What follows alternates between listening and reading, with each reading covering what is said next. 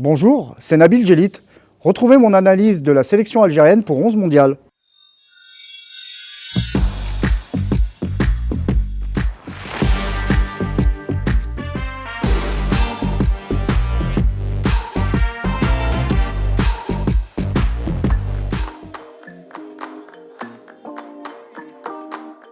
Sur la séquence actuelle, c'est peut-être une des meilleures périodes, voire même la meilleure période de l'histoire de la sélection algérienne de football. Alors c'est vrai qu'elle a eu des moments forts, les années 80, la victoire à la CAN en 90 et plus récemment évidemment ce succès à la CAN 2019, mais jamais au grand jamais, c'est même historique puisque aucune sélection africaine jusqu'à ce jour n'a réussi ce que fait actuellement la bande de Djamel Belmadi avec cette série toujours en cours, 33 matchs sans défaite.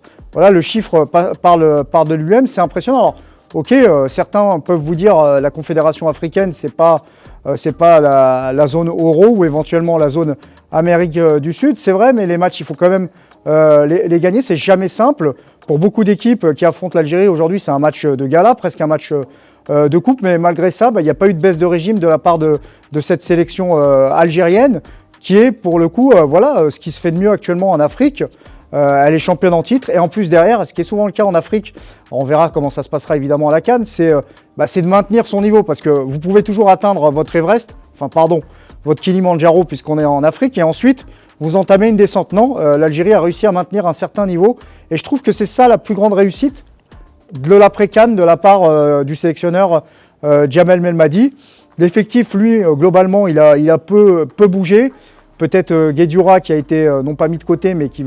On verra s'il revient, mais en tout cas, avec sa signature tardive en club, lui qui a été un homme important lors de la dernière CAN, peut-être que c'est lui le grand absent pour l'instant de cette sélection algérienne. C'est vrai aussi qu'il n'a pas 20 ans, que c'est un joueur qui est plutôt en fin de carrière, mais il y a une stabilité.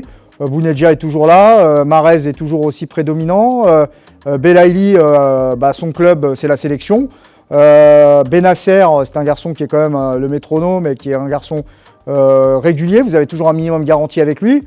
Mboli est là, donc globalement, en plus l'équipe elle n'a pas trop bougé. Donc, sur le bilan récent, pour dire clairement les choses, c'est ce qui se fait de mieux en Afrique.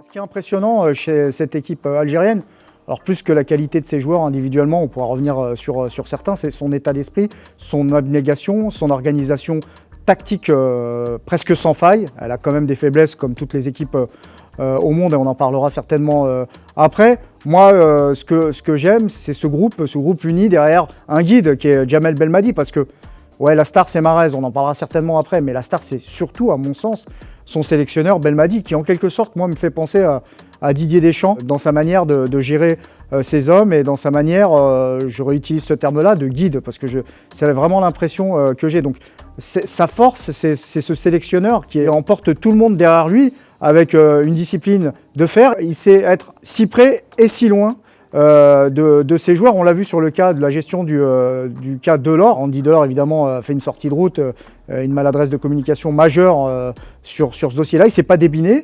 Il a même fait sauter un verrou en envoyant un message déjà à ses hommes en expliquant bien que la sélection, c'était pas le Club Med, pour vous la faire direct. Et il a également pris à partie, entre guillemets, ça c'est un peu du jamais vu en Afrique parce qu'il y a beaucoup de non-dits, il s'en est directement pris à un club européen et à sa manière également de mettre la pression sur les joueurs africains. Donc Belmadi, c'est la force de cette équipe algérienne. Après, sur le terrain, moi ce qui me vient à l'esprit tout de suite, c'est les joueurs devant, sur la structure d'effectifs. Devant, c'est exceptionnel. Après, au milieu, derrière, on peut toujours discuter et nuancer. Là, quand vous avez Riyad Mahrez aujourd'hui, qui est un des meilleurs joueurs de la planète, qui est à Manchester City, un des meilleurs clubs de la planète également, qui sait être décisif en sélection, qui est respecté par ses coéquipiers, qui a été responsabilisé par Belmadi. Donc Mahrez est une force importante de cette équipe. Et puis, je sais pas, j'aime pas ce terme-là, mais c'est un peu les quatre fantastiques parce que vous avez également Bagdad Bounedjah qui est là, qui est un joueur qui a pris une autre dimension sous Djamel Belmadi, même s'il pioche un peu ces derniers temps. Et moi, j'avais fait récemment un article sur le site de l'équipe sur Youssef Belaïli, l'autre meilleur joueur algérien. Je pense qu'on ne peut pas mieux le résumer. C'est absolument impressionnant ce qu'il réalise, ce garçon. C'est même parfois indécent. À la CAN, Ça avait été pour moi, franchement, si j'avais dû voter, le meilleur joueur de la compétition, même si Bennacer a été omniprésent. Ce qu'a fait Belaïli, c'est absolument remarquable. Il met de l'intensité, il a une faculté d'élimination qui est exceptionnelle, il a une complémentarité également importante avec Bounedjah. Alors les 4 fantastiques, je parlais de 4 parce que le 4e, je mettrais bien Feghouli ou Slimani, selon les systèmes. Feghouli parce que c'est un garçon qui s'est mis au service du collectif comme jamais, qui est un guerrier, qui est un joueur qui a surtout joué comme ailier lors de sa carrière, mais là il a été repositionné comme relayeur par Belmadi. C'est un peu sa trouvaille, je trouve, sur la CAN. On a vu un Feghouli presque dans le marquage individuel également, qui se projette et qui est décisif, qui triche pas.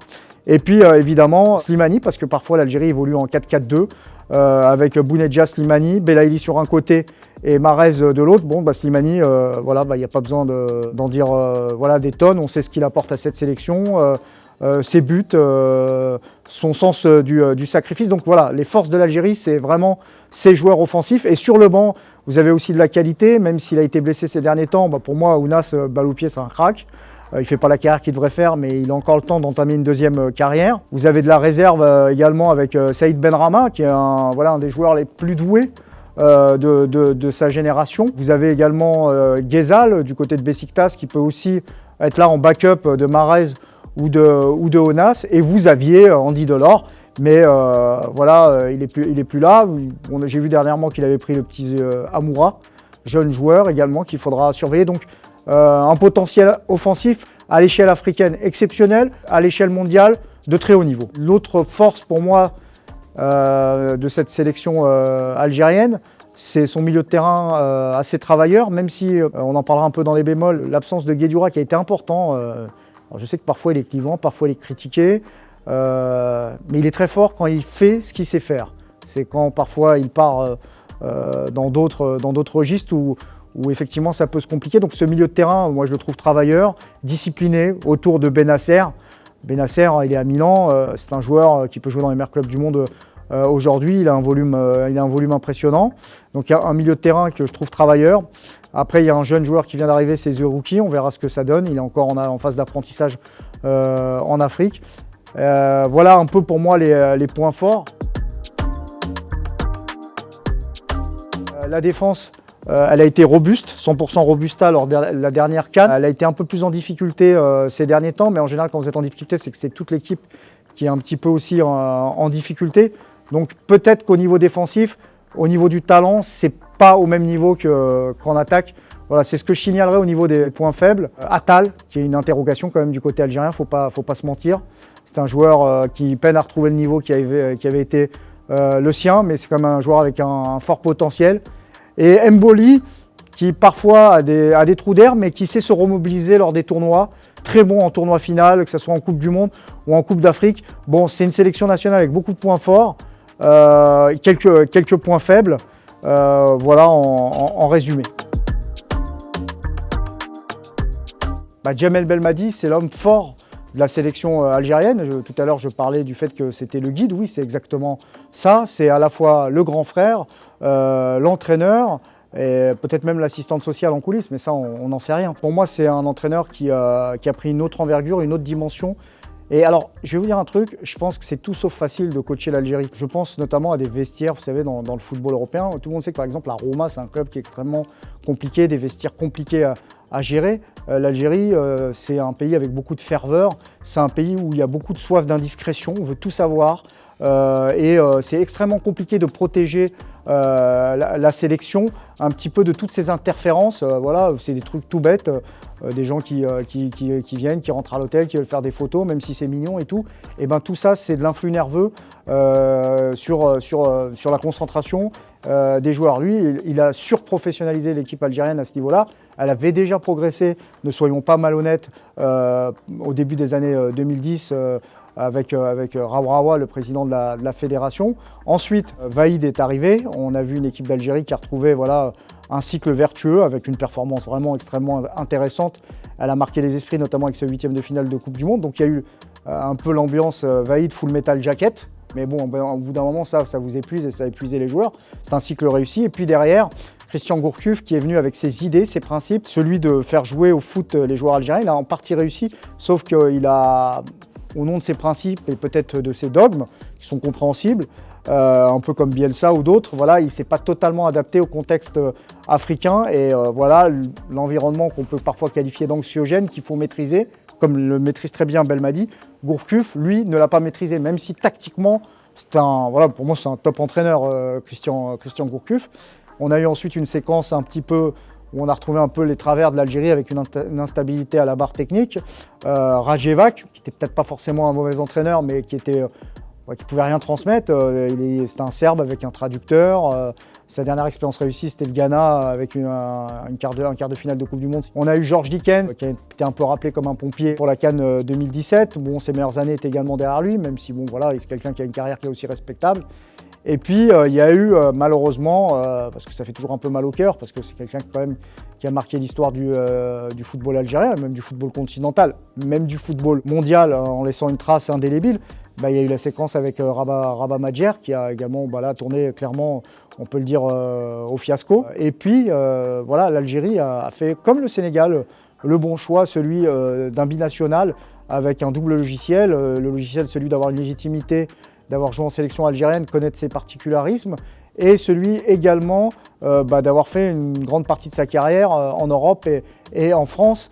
Et aussi, et ça ce n'est pas à modérer ou à oublier, il a aussi entraîné dans le golf. Aujourd'hui, il y a quelques joueurs algériens qui sont dans le golf. Donc c'est quelqu'un qui avait une connaissance précise du psyché, des ressorts psychologiques, du fonctionnement des joueurs. Donc c'est ça Belmadi. Belmadi, c'est un consensus réussi. Et ce qu'il fait, franchement, on peut lui tirer notre chapeau. C'est une équipe qui est franchement... qui a redonné le sourire, de la fierté aux Algériens, même si le sport n'est pas un remède, même si le football n'est pas un médicament. Un moment où l'Algérie a aussi encore traversé, on va dire, des moments tourmentés de sa jeune histoire. Cette victoire conduite par Belmadi, elle a rendu les Algériens fiers de ce qu'ils étaient. Franchement, on a le droit de se poser légitimement la question, hein, on verra, mais est-ce que c'est pas déjà le meilleur sélectionneur de l'histoire de l'Algérie? C'est un débat. La star de l'équipe, c'est évidemment Riyad Mahrez, qui est un des meilleurs joueurs de la planète actuellement, encore nommé au Ballon d'Or pour la 3e fois, la crème de la crème. Le gaucher algérien au toucher soyeux et au contrôle incroyable. Mahrez, c'est l'âme actuellement de la sélection algérienne. C'est un garçon qui a pris ses responsabilités, qui s'est investi, qui s'est impliqué, qui est devenu capitaine avant la Coupe d'Afrique des Nations en Égypte. Encore une bonne idée de Djamel Belmadi. Ensuite, Mahrez, en plus d'être un leader impactant, c'est aussi le terrain. Le terrain, c'est des stats incroyables. C'est un garçon qui a quasiment presque maintenant une trentaine de buts, plus de, je sais plus, 30 ou 40 passes décisives. Donc il est décisif et il est décisif souvent sur les gros matchs et sur les matchs qui comptent, là où il faut faire la différence. Mahrez, c'est la star algérienne. Un peu comme pour Djamel Belmadi, quand on se posait la question de savoir si c'était peut-être le meilleur sélectionneur de l'histoire. Bon, à ce rythme-là, Mahrez, il y a de fortes chances, même si l'Algérie a une histoire forte. C'est un pays qui a enfanté beaucoup de génies, Daleb, Madjer, Belloumi, Mekloufi. Mahrez, à ce rythme-là, il va peut-être passer devant tout le monde.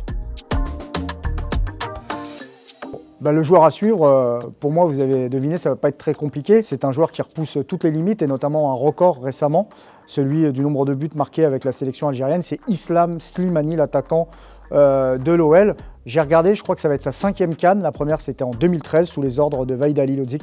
Je me souviens d'un duel épique face à Ayman Abdenour. Le Tunisien, ça a été un sacré match où déjà Slimani montrait tout ce qu'il était capable de faire. Slimani, c'est pas le premier attaquant de l'équipe, c'est le premier défenseur de son équipe. C'est un joueur qui ne triche pas. S'il doit jouer le Malawi ou le Brésil, il jouera de la même manière. C'est un joueur qui a énormément progressé dans sa carrière. C'est un joueur qu'au départ, moi, j'avais repéré un peu plus pour son sens du but, mais il a progressé également et énormément dans le jeu. Avec Djamel Belmadi, avec la sélection algérienne, il n'est pas toujours titulaire, ça dépend du schéma. En 4-3-3, pour l'instant, Bounedjah passe devant, mais Bounedjah qui pioche un peu, il a Slimani qui est juste derrière lui. En 4-4-2, Slimani joue quasiment à chaque fois avec Bounedjah. Donc pour moi, Slimani, c'est un homme qui aime l'Afrique. Et souvent, l'Algérie a des difficultés à l'extérieur en Afrique, un pays qui n'aimait pas voyager. Et grâce à des joueurs comme Slimani, qui ont su marquer des buts à l'extérieur, c'est ce qui manquait beaucoup à l'Algérie, la sélection algérienne est aussi devenue performante à l'extérieur. Et c'est grâce à des joueurs, encore une fois, je le dis comme Slimani. Donc le joueur à suivre, pour moi, c'est Islam Slimani. Pour les Algériens, pour être honnête, ça peut être vu comme du mépris, mais ça ne l'est pas. Ils l'ont gagné en Égypte, ce qui est pour eux quand même quelque chose d'assez exceptionnel quand on connaît la rivalité avec les Égyptiens. Mais si vous demandez aujourd'hui à un Algérien s'il préfère voir son équipe aller en Coupe du Monde ou se qualifier à la CAN une année de Coupe du Monde, je ne veux pas être malhonnête ici. Moi, je pense que les Algériens préfèrent aller à la Coupe du Monde et pas gagner la CAN. Alors évidemment qu'ils joueront la CAN pour la gagner, puisque c'est les tenants du titre. Ils vont être attendus au virage. Peut-être qu'une autre culture s'est instaurée aussi chez l'Algérie. Peut-être que ça a changé par rapport à d'autres périodes. Peut-être que la culture de la gagne, elle est en eux aujourd'hui et qu'ils vont peut-être faire comme l'a déjà réussi à le faire l'Égypte et le Cameroun, qui eux sont pour moi des vrais spécialistes de la CAN. Honnêtement, l'Algérie, c'est pas un spécialiste de la CAN. C'est une équipe qui n'a gagné que 2 fois la CAN dans son histoire, en 90 et en 2019.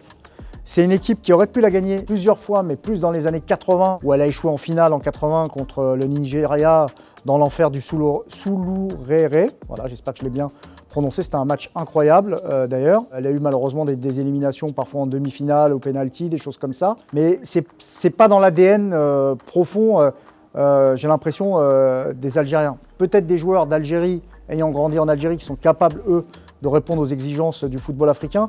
Ça a été un peu moins le cas des binationaux, entre guillemets, parce que beaucoup de joueurs viennent en sélection nationale aussi pour jouer la Coupe du Monde, pour jouer les matchs de gala. Mais avec Belmadi, c'est vrai que c'est quelque chose qui a un petit peu changé. Donc cette CAN, historiquement, on va dire que quand tu vois le potentiel de l'Algérie, les joueurs qu'ils ont eu dans leur histoire, il leur manque peut-être une ou deux CAN. Voilà, si on doit être honnête. C'est comme ça que je le lis.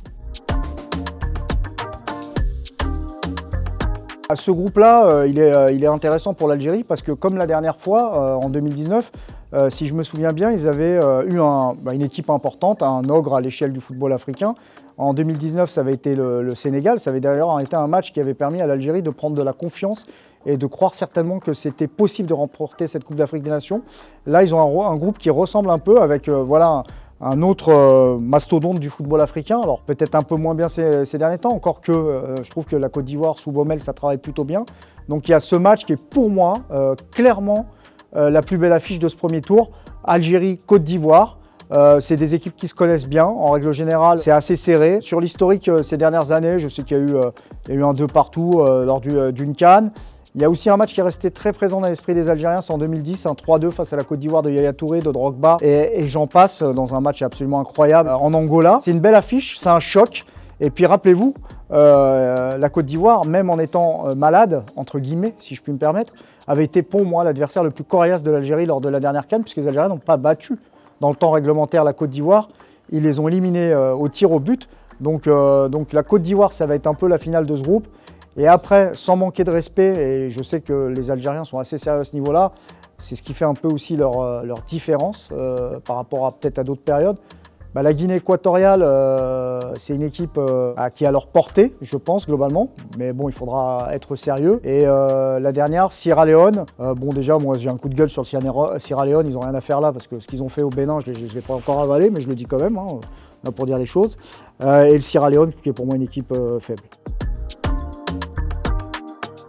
L'Algérie, c'est un pays de football. Les pays maghrébins, en règle générale, Maroc, Tunisie, Algérie, c'est une ferveur incroyable. Après, les Algériens, ils ont une histoire particulière avec leur sélection nationale. Elle est dans leur identité. Je rappelle quand même que l'Algérie a une équipe nationale avant d'avoir un État indépendant et souverain. Donc c'est quelque chose qui est une spécificité. D'ailleurs, beaucoup se posent souvent la question de savoir mais comment on peut expliquer cet amour immodéré pour la sélection algérienne. Elle est tout simplement liée à leur histoire. Donc les attentes, elles sont tout le temps présentes. Et la lucidité également, parce que quand il y a eu des périodes compliquées, moi je me souviens, chez l'équipe nationale, on n'a pas d'équipe nationale, donc ils sont capables aussi de dire on n'a pas d'équipe quand on n'a pas d'équipe. Ce que j'aime chez les Algériens, c'est qu'ils aiment le foot et ils sont capables lucidement d'analyser les contenus. Donc voilà, il y a ce qui émotionnellement est pour eux important. Mais il y a en même temps, et ça c'est important à dire je trouve, mais même en règle générale chez les Maghrébins, il y a une vraie expertise du football. Non mais là on est entre nous, on termine tranquillement la séquence. La CAN c'est 100% DZ encore une fois.